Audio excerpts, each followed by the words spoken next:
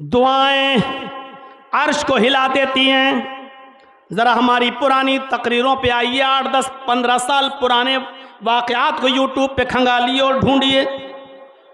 वही खौला बिनते सालबा, औस इब्ने सामित की बीवी, और गुस्से में औस इब्ने सामित ने अपनी बीवी से ज़िहार कर लिया। ज़िहार किसको कहते हैं सुनिए। गुस्से में उन्होंने अपनी बीवी से कह दिया, अंते अलैया का ज़हरी उम्मी, चल हट, आज के बाद तू मुझ पर मेरी मां की तरह हराम।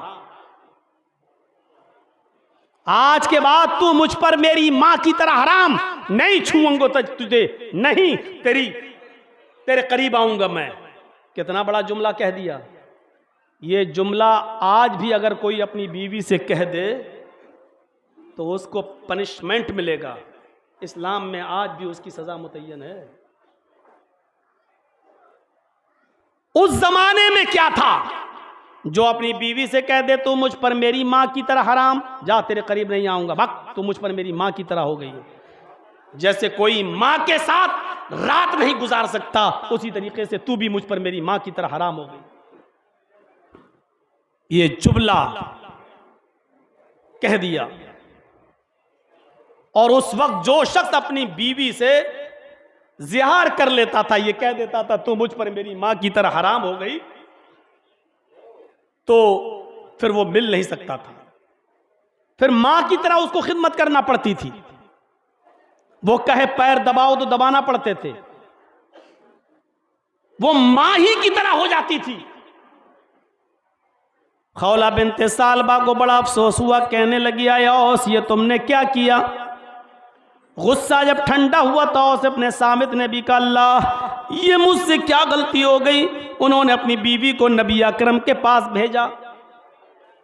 उनकी बीवी मोहम्मद रसूलुल्लाह से मिलने जाती है, दरवाज़ा खटखटाती है। अल्लाह के नबी दरवाज़ा खोलते हैं। दरवाज़ा खोलने के बाद फरमाते हैं, अय खौला आओ। खौला को अंदर बुलाया।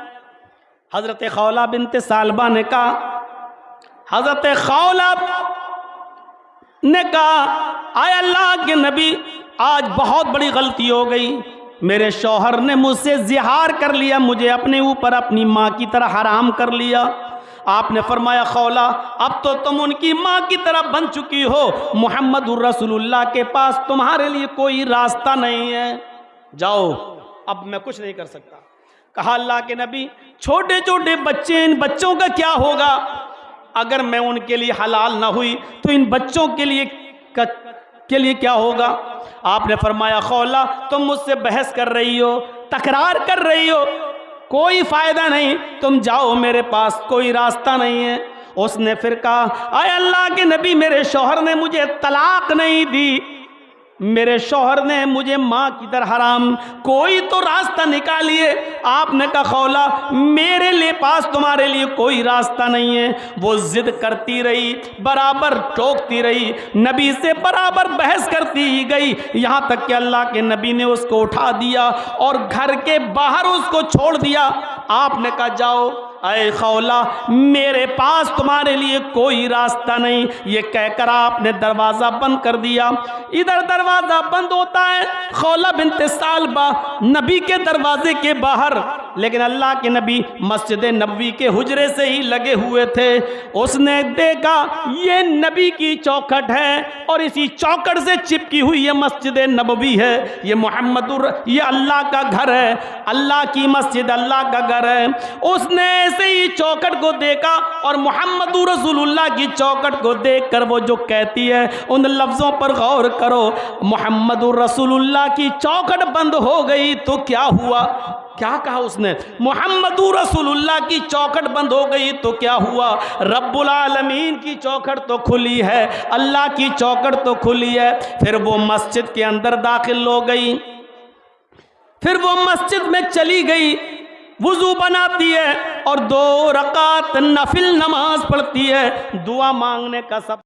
आय अल्लाह, तेरे नबी की चौखट बंद, तेरी चौखट खुली है, अगर तूने मेरे लिए कोई रास्ता नहीं निकाला तो कौन रास्ता निकालेगा। उस औरत की दुआ जबान से निकली, अर्श से टकराई, अर्श से टकराई। अल्लाह ने कहा जिब्रील जाओ, अगर मैंने अपनी बंदी के लिए रास्ता नहीं निकाला तो कौन निकालेगा? मैं अगर उस बंदी के लिए रास्ता नहीं निकालूंगा तो कौन? वो उसने मुझे पकड़ा है, उसने मुझे पुकारा है। जिब्राइल अमीन दुनिया पे आते हैं और वो दुआ ही मांग रही है। अभी उसने दुआ ख़त्म नहीं की है। यहाँ जिब्राइल अलैहिस्सलाम अल्लाह के नबी के पास आते हैं, कुरान की आयत नाजिल करते हैं कि अल्लाह ने फरमाया क़द समिअ अल्लाहु क़ौलल्लती तुजादिलुका फ़ी ज़ौजिहा व तश्तकी इलल्लाह। क़द समिअ अल्लाहु क़ौलल्लती तुजादिलुका, अल्लाह ने उस औरत की फरियाद सुन ली। तश्तकी इलल, क़द समिअ अल्लाहु क़ौलल्लती तुजादिलुका, जो आपसे बहस कर रही थी। अल्लाह के नबी मेरे लिए कोई रास्ता निकालो, अल्लाह मेरे शौहर के दरमियान कोई रास्ता निकालो। और आप कह रहे थे मेरे पास कोई रास्ता नहीं, आपसे बहस कर रही थी, लेकिन मस्जिद में जाकर तश्तकी इलल्लाह, वो अल्लाह से भी फरियाद कर रही थी, अल्लाह से भी फरियाद कर रही थी। अल्लाह ने उसकी फरियाद को सुन लिया। उसको बुलाओ और जाकर कह दो कि अल्लाह ने तुम्हारे लिए रास्ता निकाल दिया है और तुम्हारी वजह से सबके लिए रास्ता निकाल दिया है।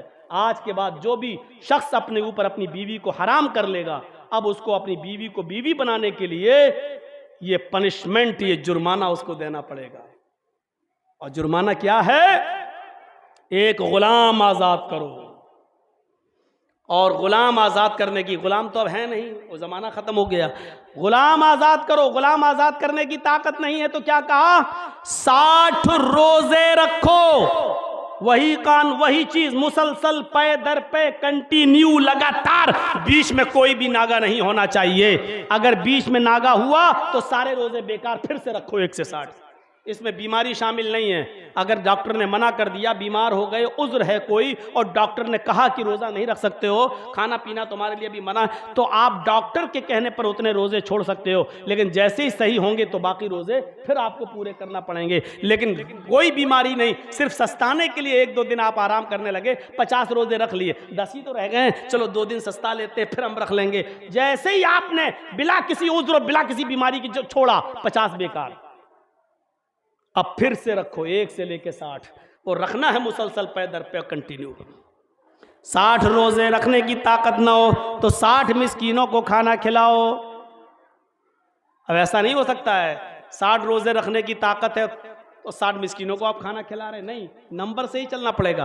पहले गुलाम आज़ाद करो, गुलाम आज़ाद करने की ताकत नहीं है तो 60 रोजे रखो, और 60 रोजे भी रखने की ताकत नहीं है तब 60 मिस्कीनों को खाना खिलाओ।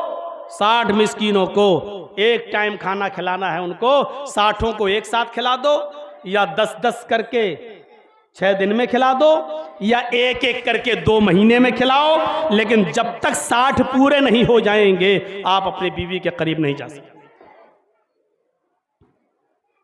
ये है शरीयत का मसला, निकाल दिया। तो अल्लाह ने उस औरत की गुफ्तगू को सुन लिया।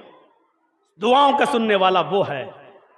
जब खौला बिनते सालबा बूढ़ी हो गई और एक दिन एक पुल पर खड़ी थी, टेक लगाए, लाठी पर टेक लगाए थी, और हजरत उमर घोड़े पर बैठकर सफर करते हुए आ रहे थे, तो बुढ़िया ने कहा उमर घोड़ा रोक।